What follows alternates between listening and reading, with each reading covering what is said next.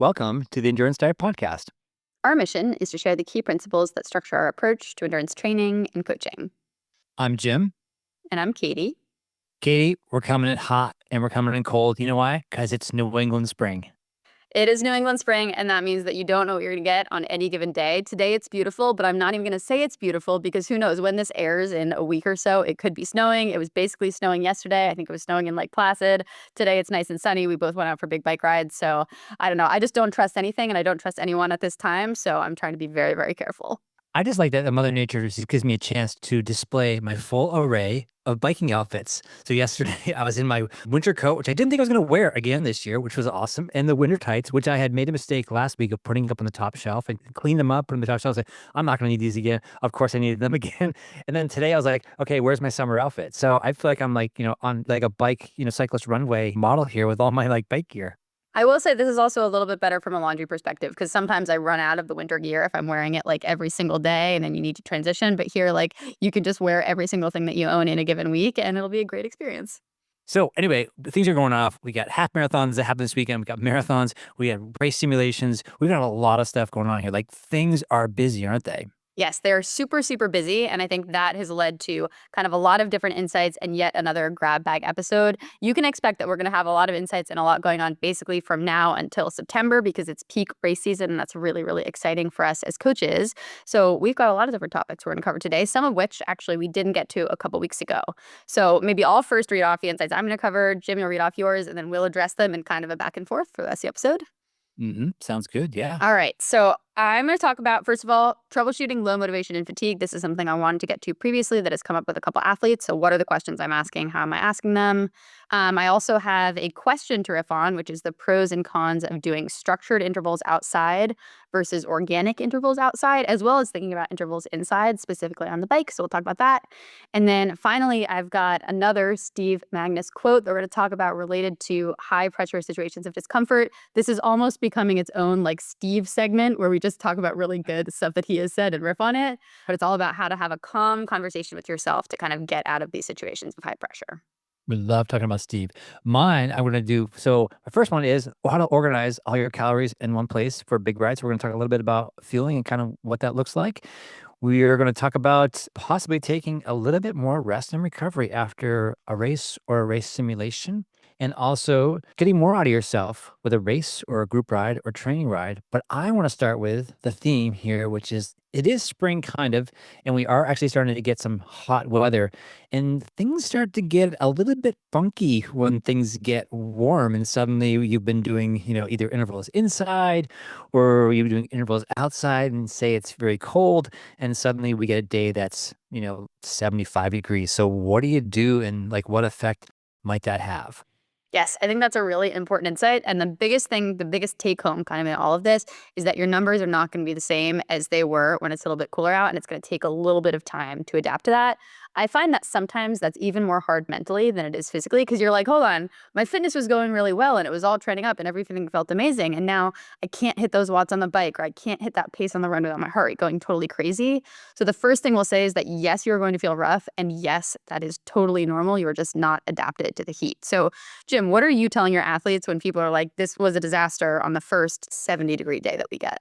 Yeah, I always tell people, like, first of all, I've made this mistake a number of springs in a row. And when I'm saying like intervals, like even like half Ironman intervals, like done at like 85%, those can really mess you up if, again, it's a 20-degree or 30-degree delta between what you're used to doing and what it is out there. So what I'm telling people is, first of all, just like in general, like the first hot days, like just go easy, like ease into the heat, right? It could take a couple weeks to get used to, this new heat and humidity. So there's no rush. Everybody who we're coaching is in shape already. So, and there's no reason to go out and go super hard. So yeah, so modify your workouts, remove any intensity, avoid intervals, really any kind of intervals at all on the first one or two hot and humid days at all. So just like push them off, make them zone 2, tell your coach or whatever, just say, no, I'm not going to do anything here.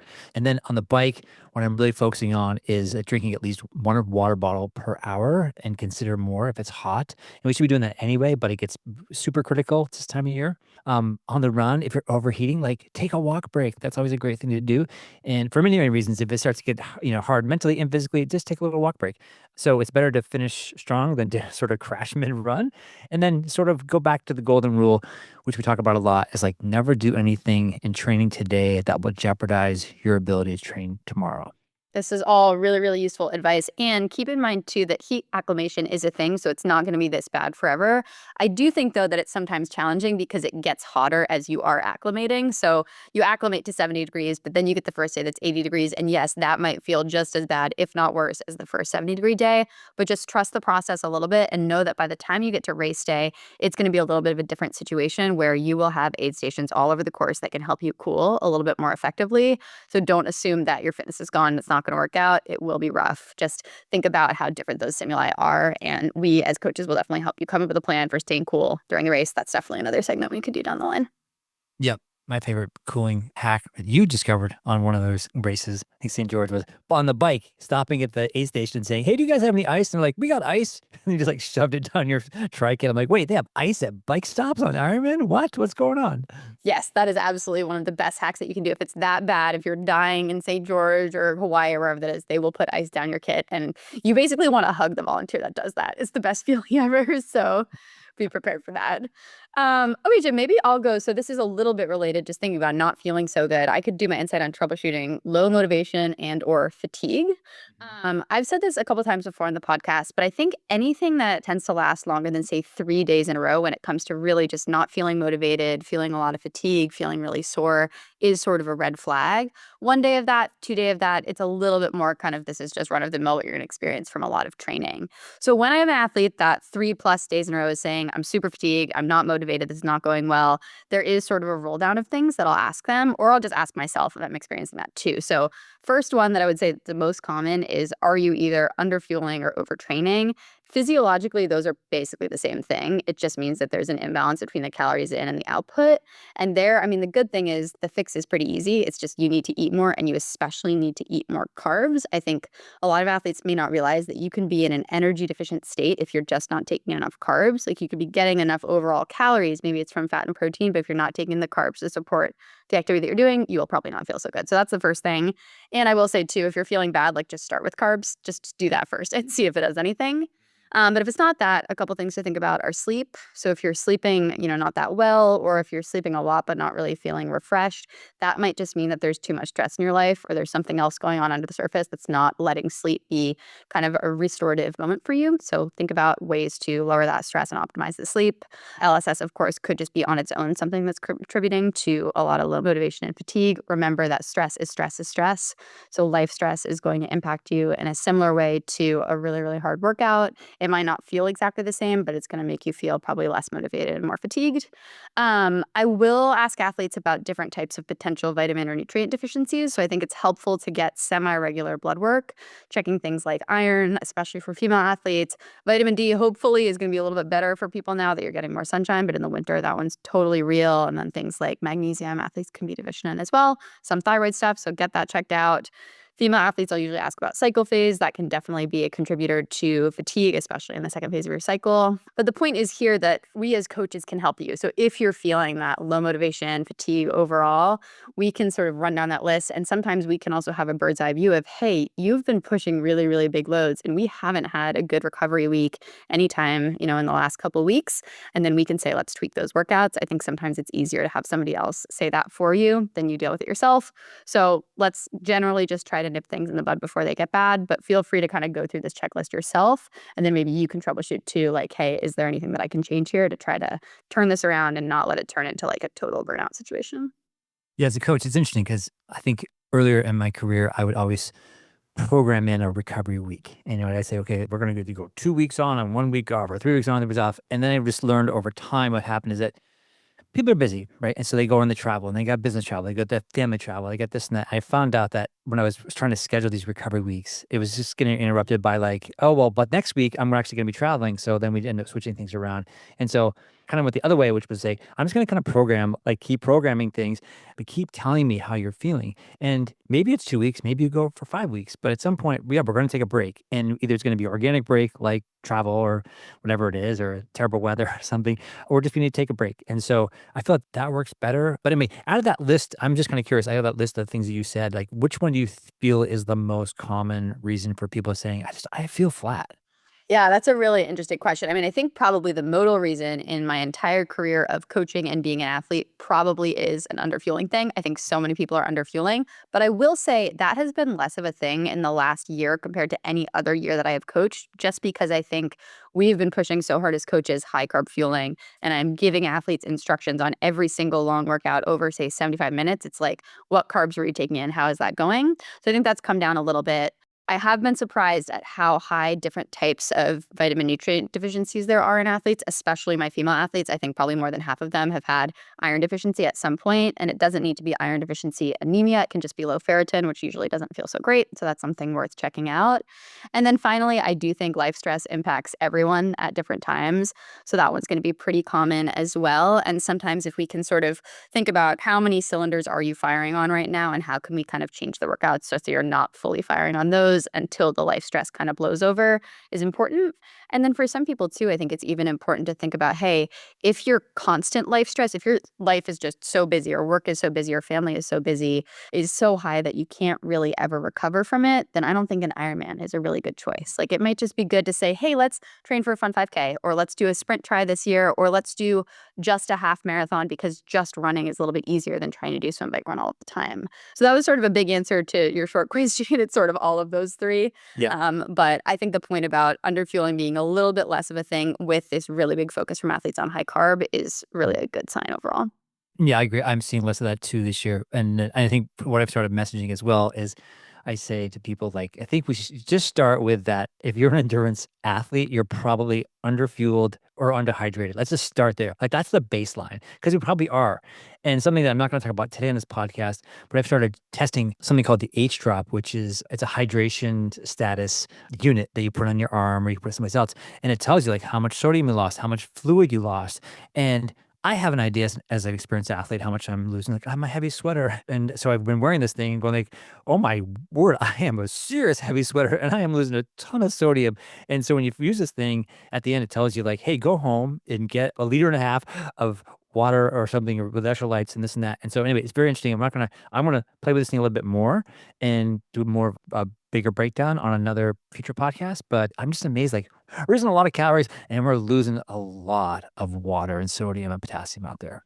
Yeah, and that's something I tell athletes too is the consequences of being underfueled or not hydrated are really, really bad. The consequences of having like a little too much, being a little quote overfueled or being like a little overhydrated, it's really, really hard to get there. Like I don't think that's going to be a major issue for too many of our athletes.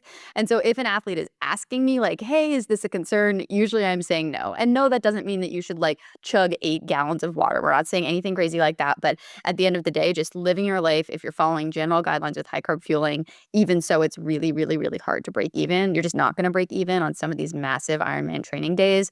So when in doubt, do a little bit more. It will probably help you. And if not, it will probably just be like neutral. And maybe you just need to get like an iron infusion or something like that. But the carbs certainly won't hurt. Yep, for sure. Well, related to this, let's talk about your insight on organize your calories for a big ride. I think this is really helpful.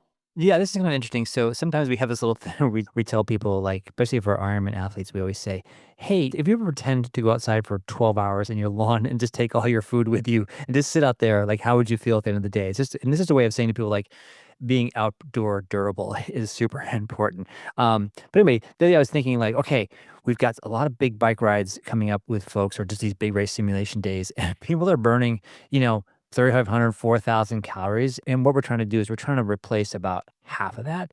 And I always tell people, like, journal everything you ate and you drank in the first hour, hour one, hour two, hour three. But if you were to sort of take all that stuff and just lay it all out the night before, put it in a big pile, like try to find 2,000 calories worth of like gels and this and that and cookies, whatever you're going to use.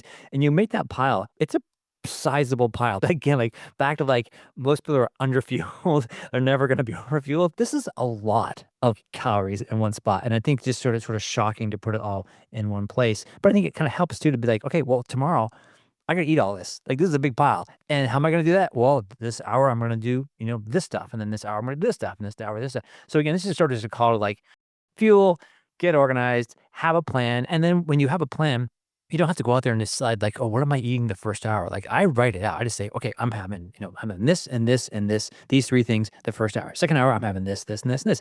So you don't want to make any decisions out there because you're just focusing on other things like breathing and pedaling and going around other people. So, yeah, just to call it like fuel and get organized. Yeah, I think this is really, really great advice. And I think that point about decision fatigue, when you're really, really tired during hour 3, hour 4, hour 5 of a really long ride, you don't really want to spend a lot of time thinking about anything other than just head down, get through this bike ride.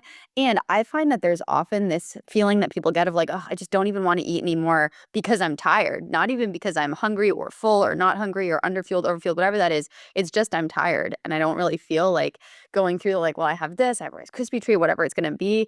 But if there's a plan that says, okay, hour 5, the only thing I need to do is pedal my bike and take 3 of these gels, that's Mhm. a little bit easier to think about. So I would definitely build that in.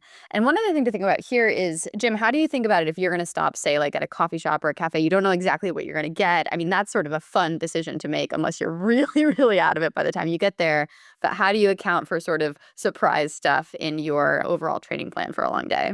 Yeah, that's a great question because it's funny because I have been doing a lot of long rides this spring and I've been really on top with the fueling and I've been trying to like push that, 100 grams to 120 grams of carbs per hour. And then I stop at a coffee shop and I don't even plan for those things. And so I'll usually get like 2 things. They're like, give me the big cookie and, and like the scone and I'll huck that down. And I don't even know what that is. It was it 700. I don't know what it is, but like it's a lot. It's a lot of grams.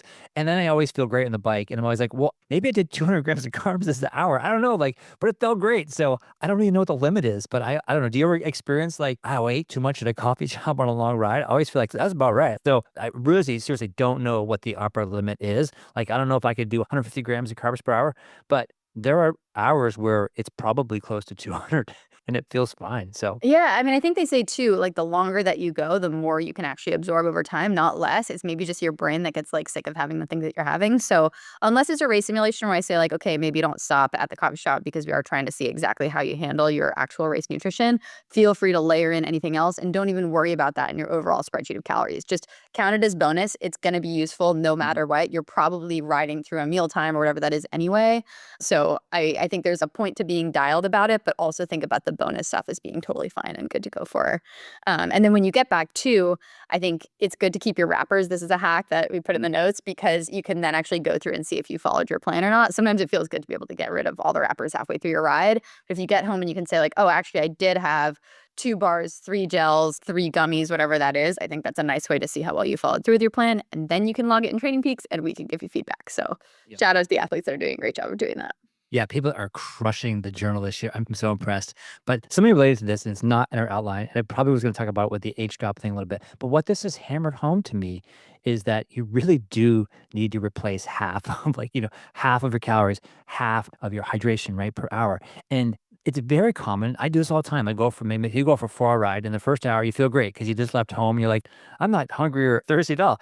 But what happens is, been thinking about this, like how it compounds, right? So if you say I go out and ride in the first hour, I really don't touch my water bottles.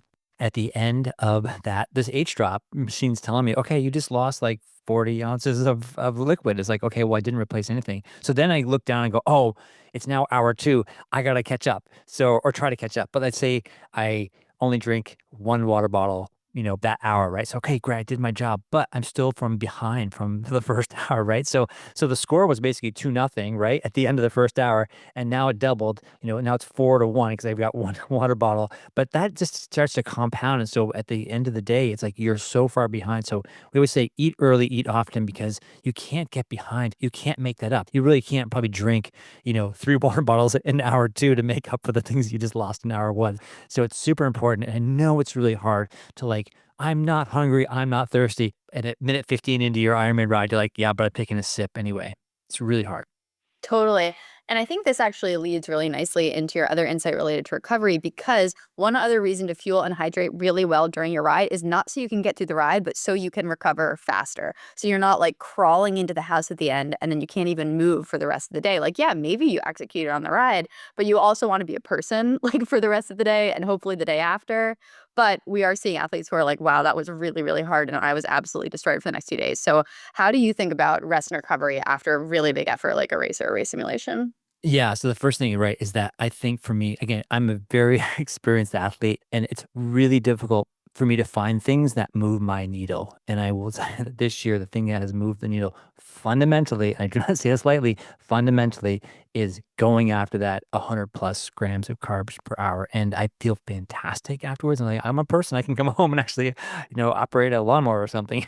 Like be a part of a family. So that's a big thing. But yeah, we are gonna get tired. Like it is a big ask with these race simulations. And it's okay to like take an extra day or an extra couple days. And actually, what you'll find is that you may actually be tired on the fourth day after your big event as well too. And that's something that gets people like because it just takes a while. We've talked about this. Like there's lots of hormones like ripping through your body and adrenaline and cortisol and all this stuff. And it takes a few days to get that stuff to kind of move through your system and get your rest back and stuff. So if you're feeling terrible a few days afterwards, completely normal. But again, reach out to your coach and say, hey, I'm feeling kind of shanked. Maybe you ate well, that's okay, but you just don't feel well. So just let's take some extra time and just let us know. And usually that week after a race or a race simulation is just we just really put in a lot of active recovery. So we're not trying to build fitness at all. But anyway, how do you approach that? Yeah, well, this is interesting because I feel like I have a case study from myself recently that speaks to this point, especially about how there can be this really kind of delayed fatigue that can come from a big effort. So in my training, I feel pretty much recovered from a marathon, which is great. I've been getting into a lot more bike volume, and I really jumped up in volume. I think last week in particular on the bike, I'd basically been biking like probably less than 5 hours a week when I was prepping for this marathon. And then I probably doubled that or came close to doubling it in 1 week because we had really, really good weather. And I was like, I know how to bike. Like I'm a triathlete. This is totally fine. So I biked a lot and I did this one ride. I think it was probably about 3.5 hours. I was like kind of cooking a little bit, but not too strong, like a strong Z2 ride. And I did not nail my nutrition as well as I should have because it was one of those classic things where I ate a massive breakfast sandwich right before I went and then like wasn't hungry for a couple hours and was like, I'm fine. I don't really need anything. An hour or two comes and I was like, I am not okay. Like, I don't really know what's going on right now. Needed to sort of like slam some gels and sort of play catch up. But it took me a few days to bounce back from that effort. And I think it really was like Mm. in that day, yes, I think I got enough calories, but my timing was not good because of the way that I structured them. And I paid the price in the days following that. And honestly, it was pretty low energy kind of through the whole weekend, only really have rebounded like 4 days later right now. So the lesson that I learned was okay, first of all, you need to be really dialed on the hour by hour breakdown of carbs specifically here. And you should probably listen when your body's just like, we're done, we're not doing this. And so I took the liberty of skipping my swim workout. You'll be proud of me. It was not an easy decision. It was actually the easiest decision of my life. But I took a little bit more rest than I was going to and was able to bounce back. But yes, like number one, listen to your body when it's telling you that, when it's just like, wow, really, really tired, not feeling amazing. And number two, if you do the high carb, that probably won't be an issue. So I will be making sure that there are a ton of carbs in my bottles and I'm actually taking them for all my future big rides. It's funny because I kept talking about like, oh yeah, I'm doing all this 100 carb per hour thing. But the other day I did a big ride and I messed up and I did the same thing. I did not take enough. I don't know. I just didn't eat. I don't whatever it was. I was distracted. Who knows what? I just made a mistake. I'm a human, right? So, but I got that. So I got done the ride. I mean, it's like a 3 hour ride or something. And I was like, I gotta go to the general store right now and buy a whole bag of cookies.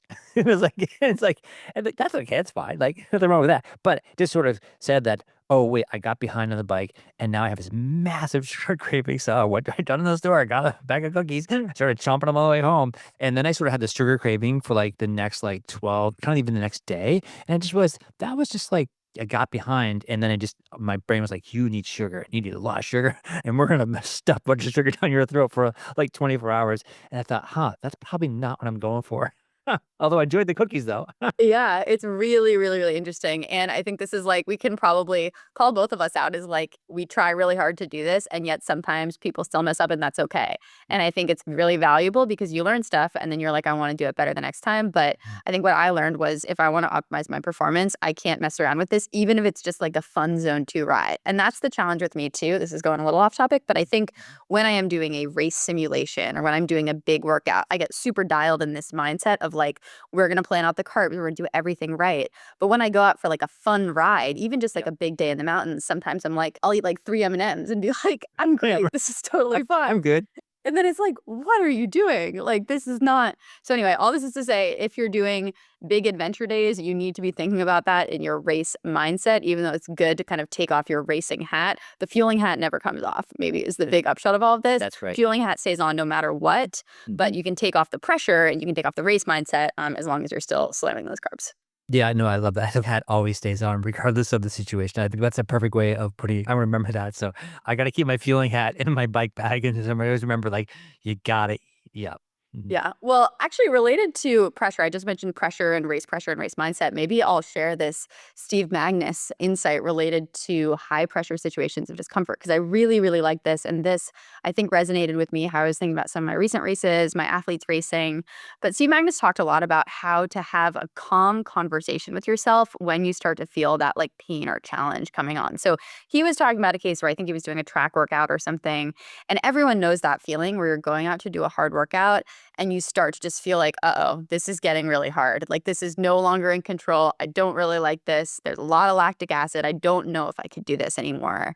And he said that one of the best ways to get through that is to first be able to just bring some mindfulness in. So observe the sensation of like, okay, this really hurts. Notice it.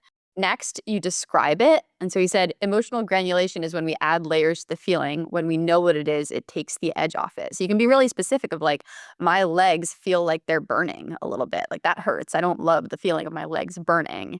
Then he says, label it. So call it the devil on your shoulder trying to get you to stop. We gain control over what we name.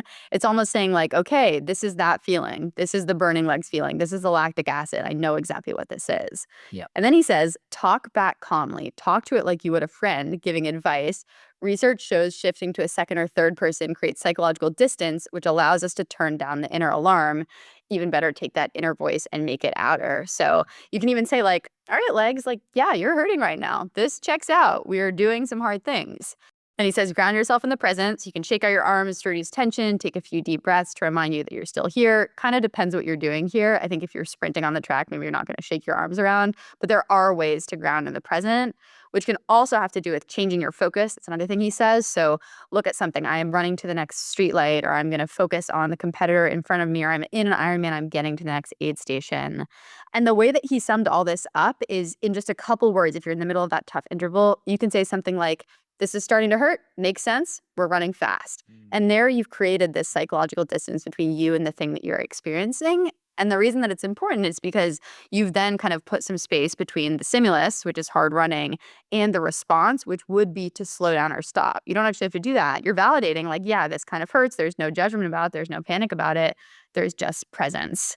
And he closes by saying, and in that space, something shifts. The pain doesn't disappear, but the fear or pull to escape it does. You see it as information that you can listen to or let float on by, which I was like, wow, that is really, really powerful. And it's a lot easier said than done. Like if you're in a race, sometimes it just hurts so badly and you really, really, really want to stop.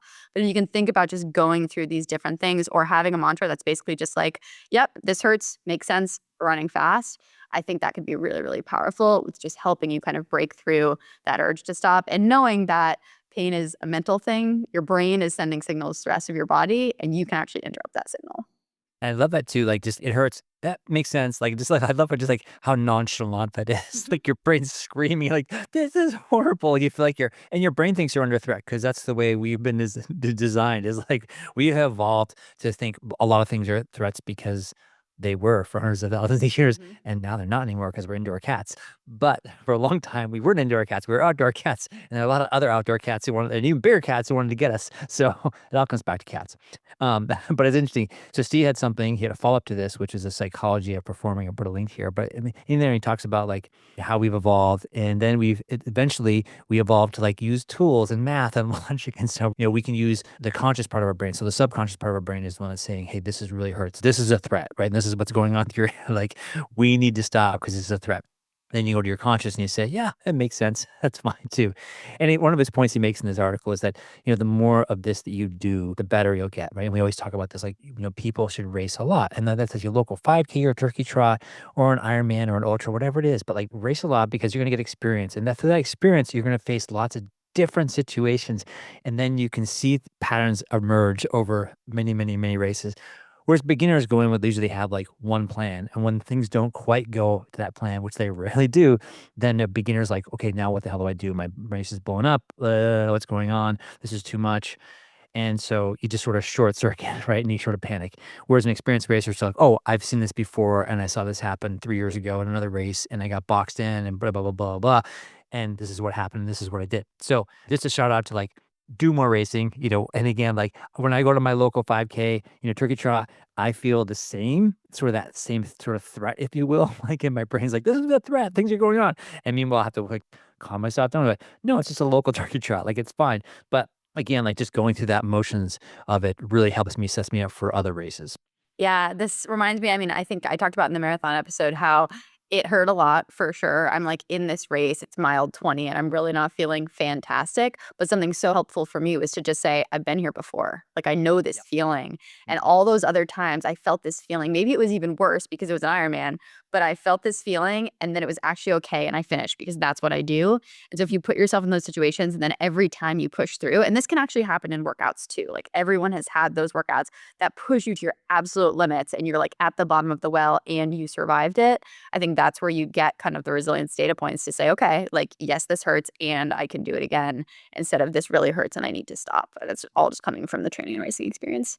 I love that. I just love that concept. Like, once you name it, you can tame it, right? Yep. Yeah, it's so I good. love it. Yeah, it's great. Yeah. So, related to that, Jim, maybe we could talk about getting even more out of yourself by doing intervals with a group or racing with groups and friends. That was one of your insights. Yeah, I think it's a great segue to that. So, as most of my athletes know, like I tend to avoid the standard run test or the FTP test for a couple of different reasons. One is that most people don't like the test, and as soon as you say a test to people, like their palms start to sweat, and they go, "Oh no, a test, right? I'm going to be judged." So it's very rare to find somebody who actually looks forward to that. So testing often feels like I have to instead of like I get to, and so I want to put people in those situations where I get to.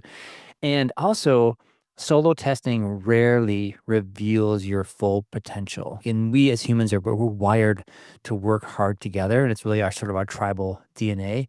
So, a couple of things that I do prefer to use these approaches for getting more out of yourself or to do an FTP test is one of them is just like a B race. And these usually push you to your limits and give you a true sense of your fitness. And they're just a great way to see how far you've come in training and help you plan and pace your A race more effectively. So, again, less on the line with the B race, but still with a bunch of people and you get a chance to kind of push yourself. And I often will set, I see a lot of people, they always do their best power or their best run threshold in an A race or even a B race. So another way, if you don't have a B race around, is you can go on a group ride or a group run. I know most communities offer both of those are runs, maybe a track workout, hill repeats, that kind of thing, or club rides.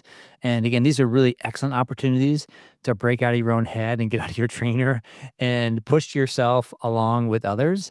And then more often than not, especially on the group rides, things get pretty spicy. So anyway, that extra intensity can take you to peak power and paces that you may not reach on your own. Actually, I'll guarantee you'll go faster and harder in a group ride than you will on your own.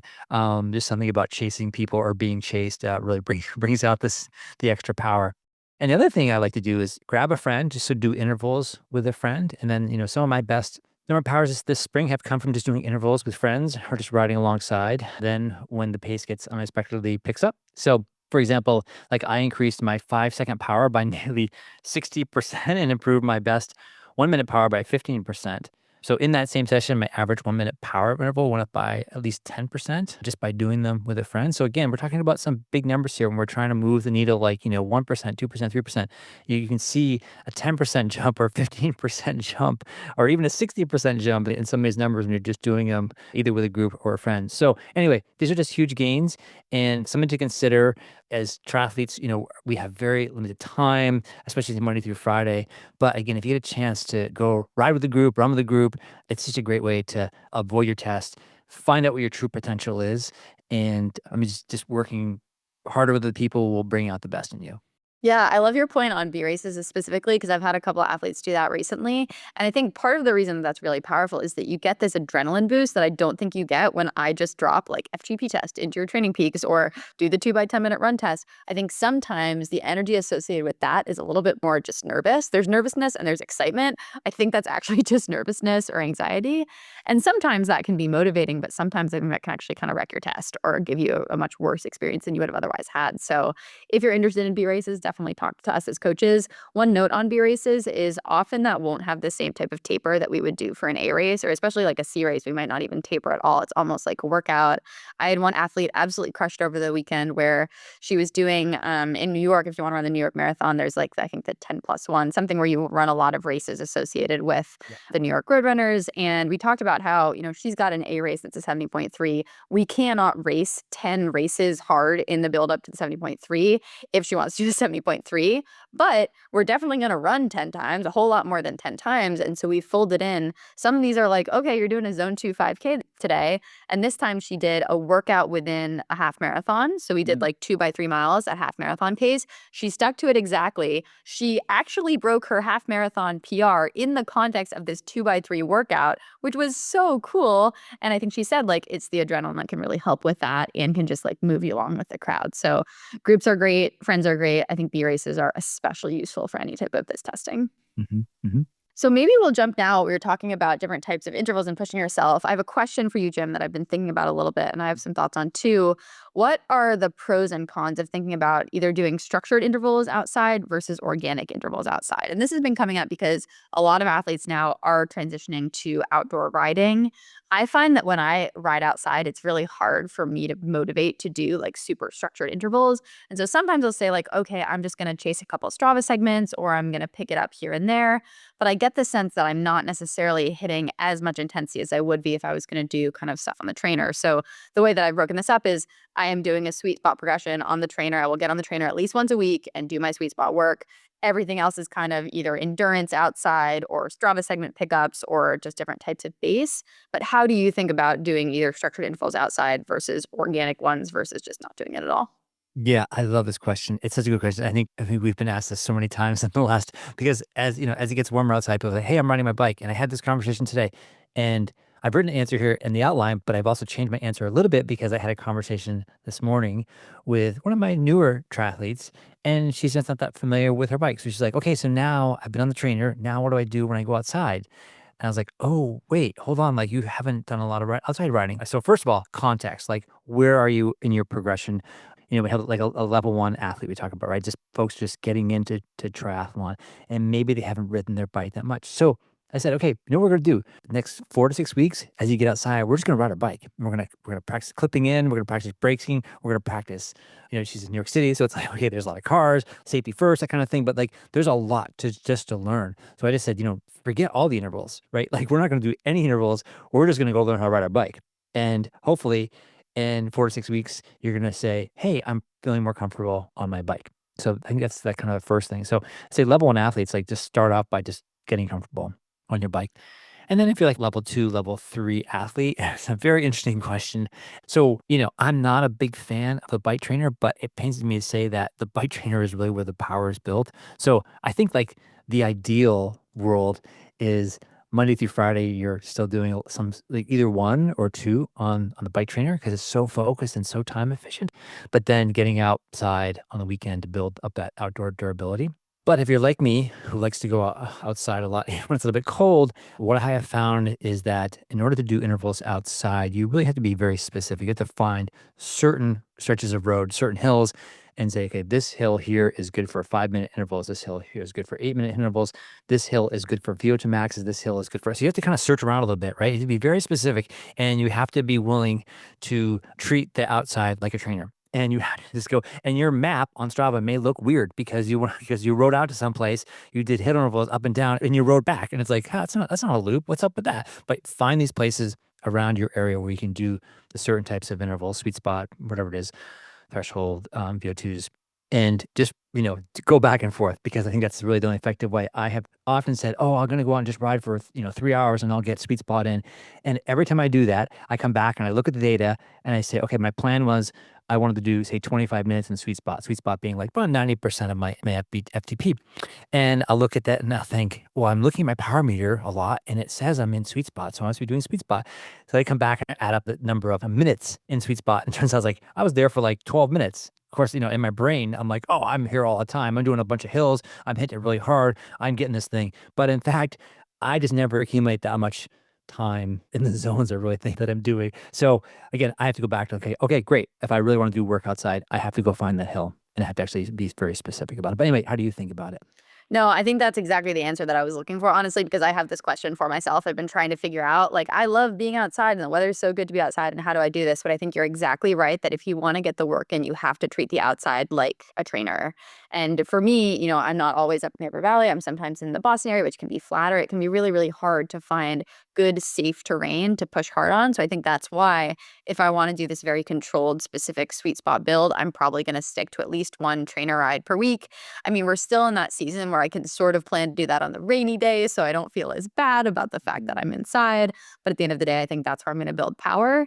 And I do think that, if I have one really solid bike workout per week and then maybe some segment pickups on all my other zone 2 rides, I'll probably be fine for what I'm trying to do. That's still within the realm of kind of 80-20 work, but it would require finding a place where I can control the environment so well that I'm actually pushing kind of even power just like on the trainer. And sometimes that's just a little bit too much work for a weekday ride as compared to the weekend.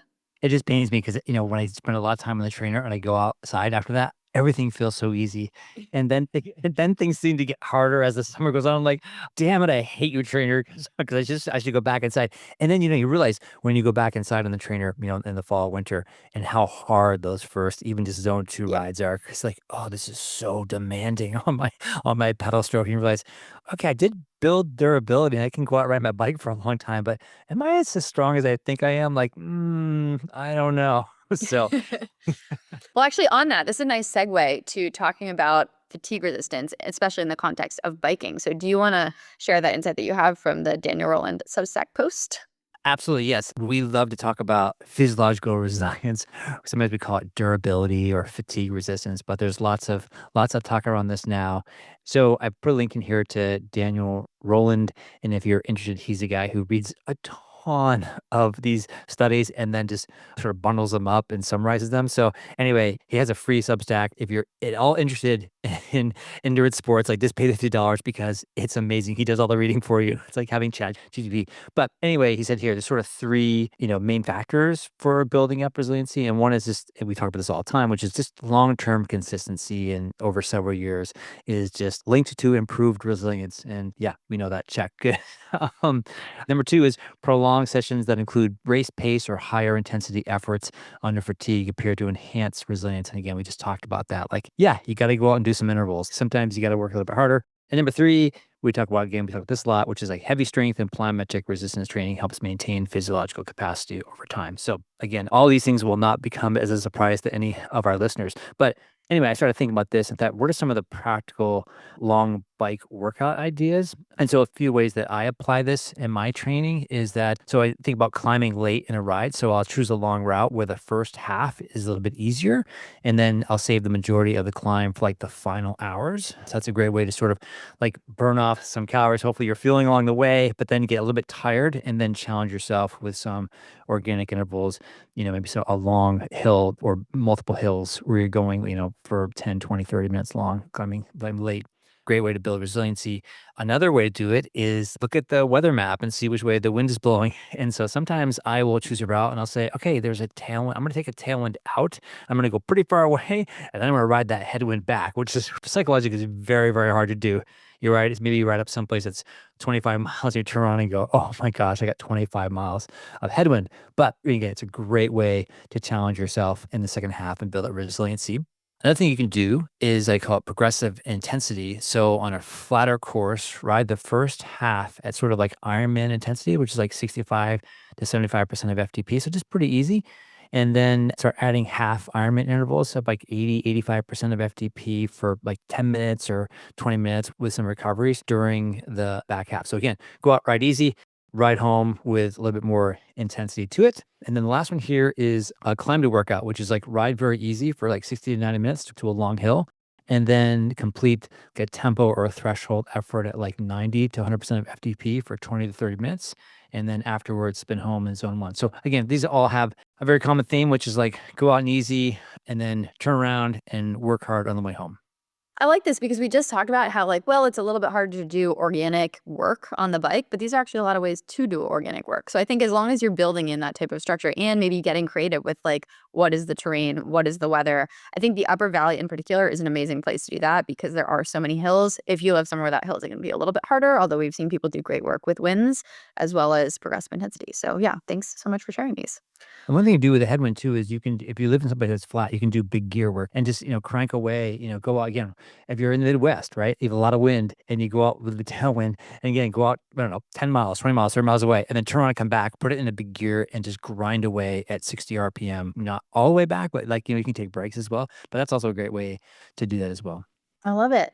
All right. Well, we're coming up close on time. I think maybe let's rapid fire two more workout related insights here. I want to hear about skipping because we never talked about skipping on the podcast before. And I want to hear about your minimum effective 15 to 20-minute run workout. So fire away, Jim. Okay. So yes, if you are living in Andrew Huberman's world at all, you'll see that skipping is sort of having this social media moment. And I just want to say that we've been on to skipping for a long time. So like we're way ahead of the curve. We love skipping. We put skipping in our run warm-ups. But Andrew Huberman had a very famous track coach on, and they of course are talking about how do you get more speed. And this guy's like, skip a bunch. And so I was like, yay, skipping. It's having its moment. So I think there was a New York Times article on skipping. So I was like, okay, we're in. But anyway, the point is like, go on skip. It's really cool. It's fun. It's play. It's plyometric and it'll make you faster. So I'm not going to go through all the details. But anyway, include that in your run warm up. Be a kid, have fun with it. Skip for height, skip for distance, do it with a friends, go skipping away. And I've put a link here to effects of plyometric training on the performance of 5K road runners. And they found in this study that they increased their 5K time by 11%. So again, we're talking about trying to move the needle 1 or 2%, 11%, like that gets my attention. So I'm going to keep skipping. That's awesome. I love this. Yeah, in my new strength build, which has been a little bit different since I did my marathon, we're doing a lot of plyos, so a lot of like lateral bounding, a lot of drop jumps and different things like that. And I sort of like Jesus take the wheel, the whole strength thing. I'm like, all right, you guys are in charge. I'm just going to show up and do this. But I think it aligns with everything we're talking about here, and it's so cool to think that, there's lots of things we could run down the list of things that you can do to be a faster runner without doing more running, and skipping and plyometrics is absolutely one of them. So maybe we'll have a segment in the future on like let's run down this list. But I think if you add up all the percentage improvements you can get from like really good fueling and really good strength training and the right type of gear and the super shoes, you can end up having massive, massive like minute style plus gains in 5K time or your run pace for these different things if you just do all of these things. And then, of course, do your training. But it's not only just about like you need to bang out more hard 400s on the track. We're gonna have a whole podcast. It was hacks, right? It Yeah. was just hack. Don't train at all. The clickbait title is gonna be "Don't train, just hack your way to your best marathon." Right? I love that. Yeah, Yep. perfect. And so related to this, I was thinking about, okay, if I have 15 to 20 minutes and I need to do a quote run workout, or for example, like, you could be traveling and you're at a hotel and there's like a city block out front or on the side street or something, or there's a park nearby, right? So what can I do in 15 to 20 minutes that will be effective? And a lot of this comes from like I spent a summer where I was injured. I couldn't really run that much, but I could do like sort of basically run drills, plyometrics and stuff. And when I came back, I was a much faster runner and I didn't even run all summer long. So yes, you do have to run to get better at running, but there's so many things you say that you can do without running. So I sort of compiled a list of things. Okay, what would I do if I only had 15 to 20 minutes and what would be really effective? So the first one is I would do some backwards walking, and you can look up the Lawrence Van Lingham on backwards walking. Lots of benefits to that. I have a number of athletes doing it this year. They're loving it, and it's taking care of a lot of interesting things. So backwards walking, 2 by 10 standing hops for 10 seconds, recovery in between. And then I would do 2 by 30 seconds drop jumps, which is what we're talking about here with this 11% increase with 5K pace. Also do some skipping, of course, skipping, and then some really short uphill strides. And that would be fine. And again, you can get that done in 15, 20 minutes. And if you have extra time, yeah, sure, go for a little jog around the park or something. But those things right there, they're mostly plyometric based. And first of all, you'll just keep your run fitness, right? So if you're worried about I'm going on a trip, I don't have any place to run, it's like, well, you just do this and you go away for a week with your family and spend 20 minutes doing your thing and then get back to like your normal life. Yeah, I like it because it is like the true exercise snack. But this is a very exotic and exciting snack. There's like so much in it and so much that you pack in. I think a lot of the time we are working with time crunch athletes who are looking for minimum effective dose. And this is probably the minimum effective dose that you can get. That's going to be actually probably a lot more effective than a 20-minute run. If you only have 15 to 20 Yes. minutes free, this I think gets a lot more done than just running for that time. Yeah, absolutely. I really thought a lot about this. And so, yeah, I encourage people to check this out that, maybe put this in your personal notebook, but I feel very strongly that this is a extremely effective workout. This is not something that just sort of came up with, oh yeah, we'll just throw this out there and we'll fill content and podcasts. Like, no, no, no. Like if you do this, I guarantee you, like you will keep your own fitness. And if you just did this all summer or if even for like even 4 weeks, you would get faster. I guarantee you would get faster with that program. I guarantee it. Guarantee you're gonna like the way you look. You like the way you run too. That's awesome. All right, well, let's close this out. We got a listener question, a challenge of the week, and a gear pick of the week. We got a question that said, wanted us to talk about look pedals versus speed play pedals versus other pedals for ease of clipping in and out. What do you think about this, Jim? Oh gosh, wow. Okay, well, first of all, I don't think there's any clip-in pedal that's better or worse than others for clipping out. So the key thing is that if you have a pedal, there's a tension screw or some sort of thing you can set. Like I know with the Look Keo, there's a screw in the back of it, and you just set that to the least tension. And that's what I do with all my I have Look pedals for everything, and I just set them all to very light tension because I stay clipped in even when I'm doing like strong moves, and it's really easy for me to clip out. And just YouTube has if you have a question, like I always do this all the time, like, oh, I need to do something on my bike. I just look on YouTube and there's like 15 different videos of like, here's how you do it. So anyway, but what's your feeling on this? I've only ever used Osceola power pedals, which are look pedals, and they've worked really well for me. So I agree, though, for some people, they can be too tight, and you can just change the tension a little bit to be comfortable with that. All right, challenge of the week. My challenge is try to simulate the elevation and or terrain of your race course in your next race simulation. This can be tough to do depending on what your race is, but I remember we did this quite a bit, Jim, when we were training for Ironman Lake Placid, where we made a course in the Upper Valley that was very, very close to what we would get on race day, where the climbs were located, what it felt like overall, and that was really, really helpful because then we knew exactly what to expect. Even better if you want to try to plan to travel to the race site, if you're doing, for example, a local race that's not too far away, or if you're willing to travel out to your race site, say 4 weeks before, I think that is one of the best and most powerful things that you can do before a race.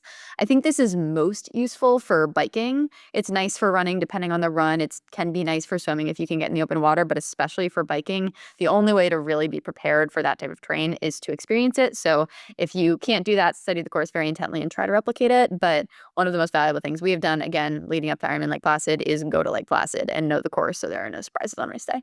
So you're saying, so 1 week before I'm in Lake Placid, I should go out to Lake Placid and ride the course twice? You're ready? Doing 12 miles like Everything? within race week it'll just be fresh in your mind at that point. It's like you just call it openers, Ironman openers, right? Exactly. But no, don't do that. 4 weeks out is probably the max time that you want. Exactly right. My challenge of the week is journal your per hour fuel and hydration after each long ride and run. And again, I have actually doing that this year, and it's just phenomenal. We don't have to, like, again, we talk about back to decision fatigue. Like we can just then look up what I do last weekend. Okay, great. There it is. Check. It's all written out. Perfect. Just go do the same thing. Did that work last week? Yes, it did. Perfect. Let's just go. Like you've made the plan, you've tested the plan. It's all set. That's awesome. And I feel like some of my athletes are gonna be like, I already do this. I don't even need to do a challenge because they're doing such a good job. So keep up the great work. Everyone do it every time, even if it's been dialed for you, because I think it's helpful to have data points that it's been dialed time after time and that you feel really good. All right, gear pick of the week. We have 2 swimming gear picks of the week, which probably is compensating for the fact that I don't think we had any swimming content in the pod other than me saying that I skipped my swim workout this week. But I would recommend the TYR Mesh Swim Bag. This is a great bag to keep all of your swim stuff in. I never really take anything out of this bag, so I'm never like, oh, where are my goggles, where are my cap? It just lives in the bag, and it never, ever comes out of the bag. And it's not a very expensive bag, so you can find it on Amazon. They have some cool colors. And in that bag, you can put Jim's gear pick of the week. So Jim, take it away. Right. Well, it's just the bag that has the front pocket too. Yes, it has a front pocket, it has a Okay, water yes. bottle pocket, so there's a lot going on. Yeah, this one's great. And I love this one because I have a couple of these, and actually it's a great place to store like your wetsuit, like for the wintertime or multiple wetsuits. But anyway, great bags. I love this. I love your gear pick of the week. And my gear pick of the week was based upon had a Dartmouth student who's a new swimmer and said, "Hey, what would you buy for some goggles?" And again, our goal is we swimming in the pool now, but we want to go outside. So I said, get the Aquasphere Cayenne, which is I used for many years, sort of silicone base, so it doesn't like smash into your it goes around your sort of your face bones, if you will. Won't kill your eyes. And you can use them for the pool and you can use it for outdoor swimming. Awesome, 1 goggles to rule them all. Love it. And goggle do them all. All right. Well, this was fun. This was a very busy grab bag. We made it through basically all of our content, which is fantastic. We will be back on in another week or 2 with some more insights from all of our athletes doing really, really cool things. But in the meantime, anyone who's racing, good luck. We're sending you the best energy that you don't need it if you've been following these principles and prepared and got your mental game locked in. But yeah, as always, thank you so much for listening. And please consider dropping us a rating or review or sharing pod with someone who might enjoy it if you don't mind. Thanks, peeps.